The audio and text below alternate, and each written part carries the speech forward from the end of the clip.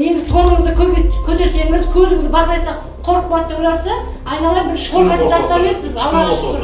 Мен білем, бұл мәселе бойынша қанша рет жиналғанын білесіз бе? Неге шешілмейді енді? Неге бұл кісілер қайтадан келе береді?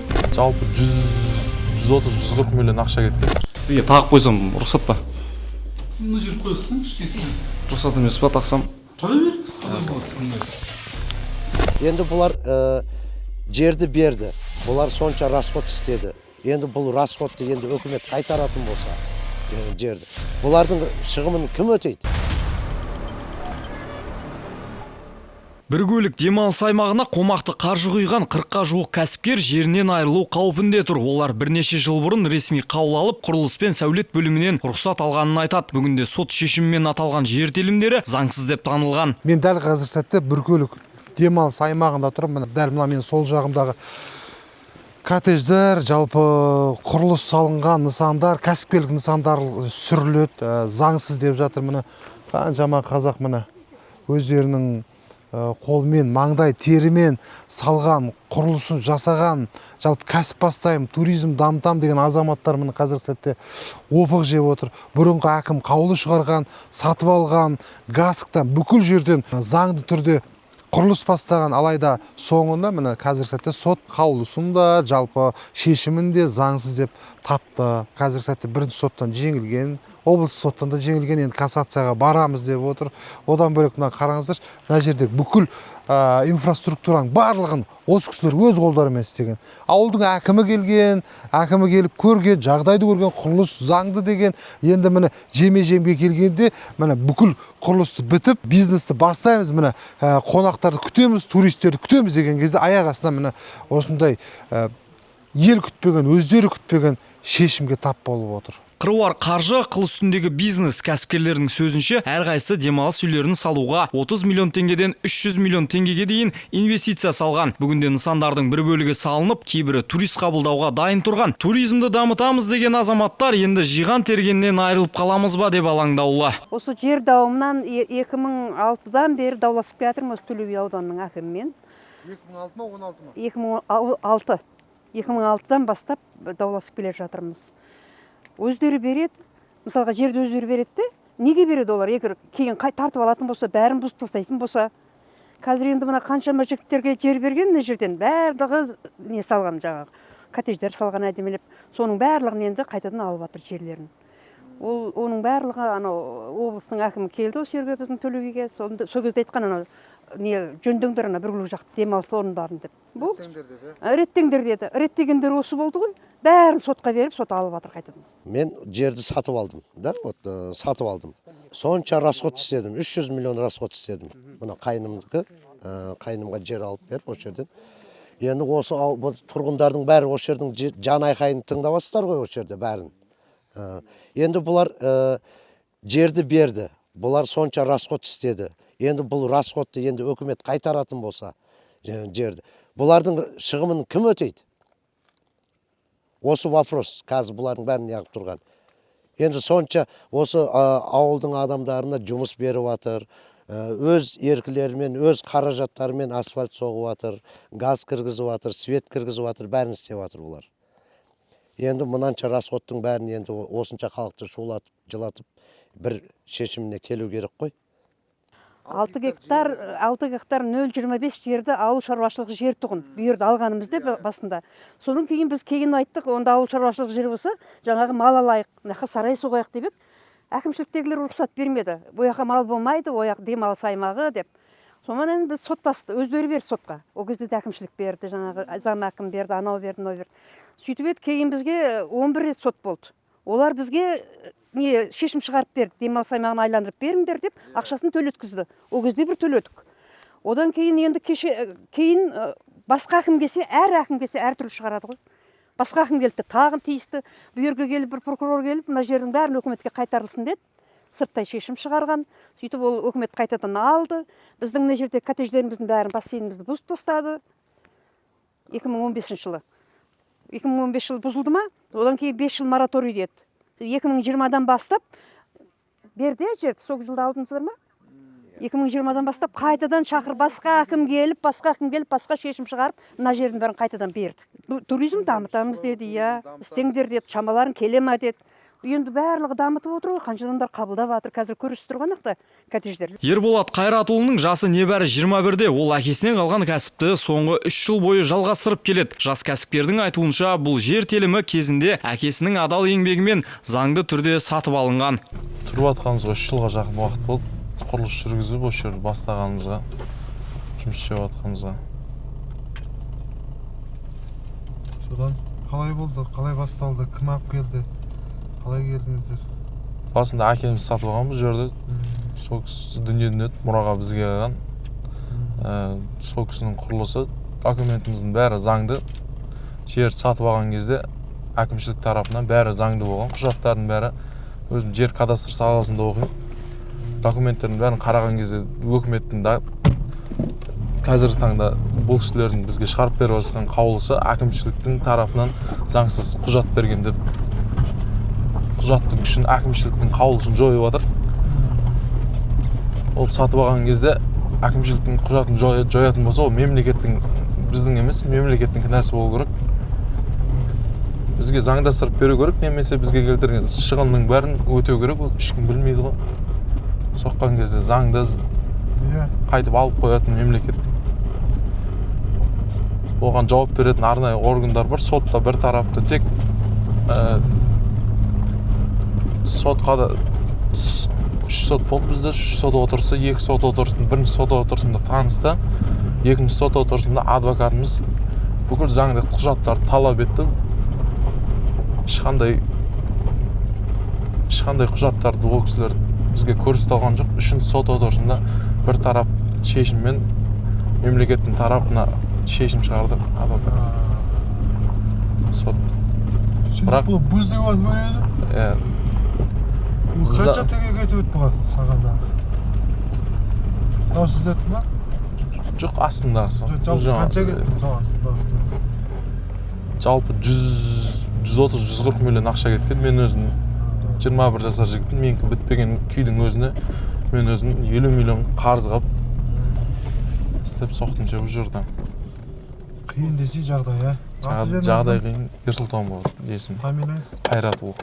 Ережесіз жекпе-жек шебері қазақстандық танымал спортшы Арман Оспановтың да осы жер дауына байланысты кәсібіне көлеңке түсуі мүмкін. Жиналған қалың көпшіліктің айтуынша, Арман Оспанов кәсіпкерлердің талап тілегін толық қолдайды. Алайда спортшы бұл мәселеге қатысты ресми сұхбат беруден бас тартқан. Қоғамда резонанс тудырған бұл жағдай енді тек қарапайым кәсіпкерлерді ғана емес, елге танымал тұлғаларды да алаңдатып отыр. Аудан әкіміне мен өзім хат жаздым, бір коттедждің атына хат жаздым. Аудан әкімнің хатына мен шынымды айтсам түсінген жоқпын. Мынандай Қазақстан Республикасының заңдарына сәйкес дейді, бірдеңе сәйкес болды, сонымен бітті. Біз 22 жылы август айында құрылысты бастадық. Сол басталғаннан 23 жылы бітіріп, техпаспортын шығарып, акт приемкасын істедік қой. 23 акт приемка алдық біз. Содан бері 24-те бастадық жұмысты. Жұмыс барысы осындай болып отыр ғой енді қазіргі таңда. Сол жұмыстың барысында не тарттық? Бір жыл жарықсыз стройкада істеп отырдық. Светті өзіміз тарттамыз, көршілер ортадан ақша шығарып, светті тарттық, газды тарттық, қолдан келгенше. Жол салдық, коммуникацияның бәрін былайынша айтқанда өзіміз алып келдік. Интернеті бар, бәрі бар. Өз қаражатымызға жергілікті нелердің. Осы ауылдың алдыңғы қазір әкім ауысқан бізде, осы ауылдық округтың әкімі. Оның алдындағы әкімнің өзі осы құрылыстың басына келіп жүретін тұғын. Сол әкімнің өзі сол кезде біз фундаментін бастап атқан кезінде, сол кезде бізге ескерту берілген кезде дәл осындайға бармайтын еді халық. Құрылыс жүргізбейтін еді. Дәл осы неге пределға келмейтін еді енді, былайынша айтқан. Шатырын жапқан емес, біз уже ішіне кіріп, бәрін істеп қойғаннан кейін келіп тұр ғой. Жер иелерінің сөзінше мәселе аяқ астынан туындаған. Бұған дейін ешқандай тексеріс не ескерту болмапты. Енді сот шешімінен кейін нысандар сүрілуі немесе жер мемлекет меншігіне қайтарылуы мүмкін деген қауіп бар. Тіпті кейбірі жер телімдері кейін өзге адамдарға сатылып кете ме деп алаңдайды. Біздер мысалға кредит алдық, 200 миллион шығын кетті бізде да. Енді салып болғаннан кейін барып сот шешімімен шетінен алып жатыр. Соттан бірінші шақырады, шақырылымға таныстыру болады да, екіншісінде мысалы біздің адвокаттарымыз сауалдарын қояды ғой. Мысалы жер комитетіне, прокуратураға, архитектура бөлімі бар сотқа қатысушылардан мынандай қажетті құжаттарды сұрайды ғой. Сұраған кезде ол кезде мақұл деп айтады да, келесі отырыста олар ешқандай жаңағыдай ұсынған жоқ. Сұраған адвокаттың сұраған мәліметтерін берген жоқ. Сөйтті де екінші отырыста бір жақты қарап сот шешімді шығара салды. Болды. Мынандай күші жаңағыдай жерді сатып алу жөніндегі нотариуспен алынған ғой заңда купли-продажа күші жойылсын. Сосын демалыс аймағы құрылыстар мен ғимараттар деп шыққан әкімнің қаулысының күші жойылсын. Оп-оңай бір 15-20 минуттың ішінде күшін жойды да, жер қатынастар бөлімімен договордың күші жойылды. Сосын зона ОДХ-ға күші жойылды. Тағы қандай не? Ол үшін барлық қаулылардың, договорлардың бәрін күшін жойылсын деді. Сот бір жақты қаратты, шешім шығара салды. Ашынған жұрт аудан әкімдігіне барып, қазіргі Еркеғали Әлімқұловтың қабылдауына кірді. Айтуларынша бұл мәселе бұған дейін де әкімдік деңгейінде бірнеше рет көтерілген, алайда нақты шешім болмапты. Кәсіпкерлер бұрынғы әкімнің шешімі мен ресми қаулының бүгінгі күні жарамсыз деп танылуын түсінбей отыр. Мемлекет берген құжат ертең жарамсыз болып шықса, кәсіпкер не істеуі керек дейді олар. Бір көліктегі дауға байланысты бүгін біз арнайы Төле би аудандық әкімдігінің өзіне келейін деп тұрмыз. Аудан әкімінің өзімен тікелей байланысуға мүмкіншілік туа ма, тумай ма белгісіз, бірақ міндетті түрде есігін қағып, дәл осы сауалдың жауабын іздейтін боламыз. Сізге тағып қойсам рұқсат па? Мына жер қойсаң, ішкесіне. Рұқсат емес па тақсам? Қоя беріңіз, қалай болады. Онда бізде ситуациялардың барлығы бірдей ғой примерно, сондай ғой да? Бір көліктегі жер мәселесі ғой. Мен айтайын, сіздердің менің ақпаратым бойынша бақылау басқармасы сотқа берген.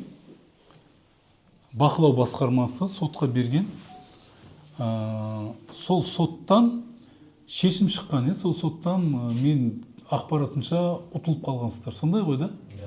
Иә. Енді сіздердің жерлеріңіздің көбісі бір қатар, мен қателеспесем, мысалы жаңағы жайылымға деп берілген жерге зона отдыха соғып, сондай жұмыстар жүріп жатыр. Ол енді бақылау басқармасын сотқа беріп, сотта қаралып жатқан мәселе. Мен естуімше сіздер апелляция бергенсіздер көбілеріңіздің, адвокаттарыңыз бар.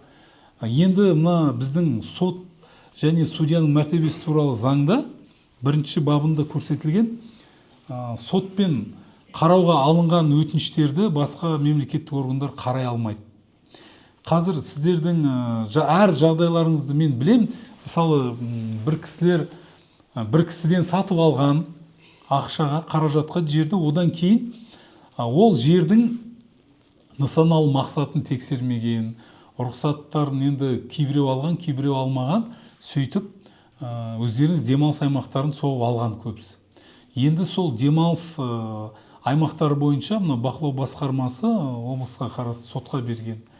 Енді бұл жерде мен білем сіздерді жаңа телевидение шақырып, дау тудырып, жаңағы Түркістанға барамыз деп сондай да әңгімелер бар.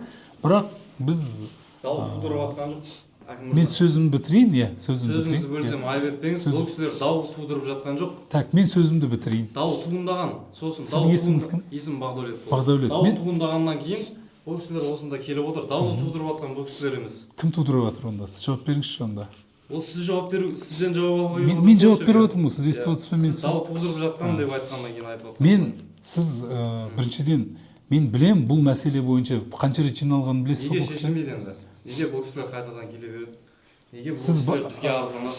Бағдәулет, қараңыз, мынандай. Біз келіп отырмыз бұл жерге деген сияқты ғой енді. Так, юридически мен түсіндіріп жатырмын, бізде прокуратураның өкілдері де бар. Бұл сұрақтың шешімін жаңа айттым. Соттың шешімі заңсыз деп қабылданып отыр. Енді соттың шешімін сізде менде бұза алмаймыз.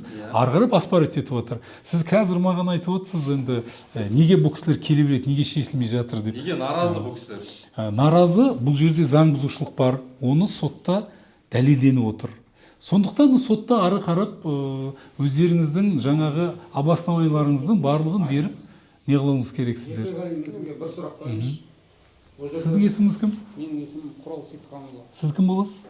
Мен журналистпін, Есен форум газетінен. Аха. Айта беріңіз. Мынандай мәселе бар да, жазып алдыңыз ба? Иә, жазып алдым. Мына жоғарыда танысы бар, көкесі барларға тиіспейді да, мына қарапайым мына тұрғындардың жерін тартып алып жатыр да, мысалға біз жаңа көрдік, мынау таудың жаңа қырдың жағасында орналасқан жаңа опылзін деп берген ол жерлерде кезінде. Қазір оларға тиісуді қойған, бірақ мына қарапайым адамдарға тиісуін қоймай жатыр да, жерін тартып алуды. Құрал мырза, мен сіздің сөзіңізді бөлейін. Сіздің қойып отырған сұрағыңыз дұрыс емес деп мен ойлаймын, өзім ойым.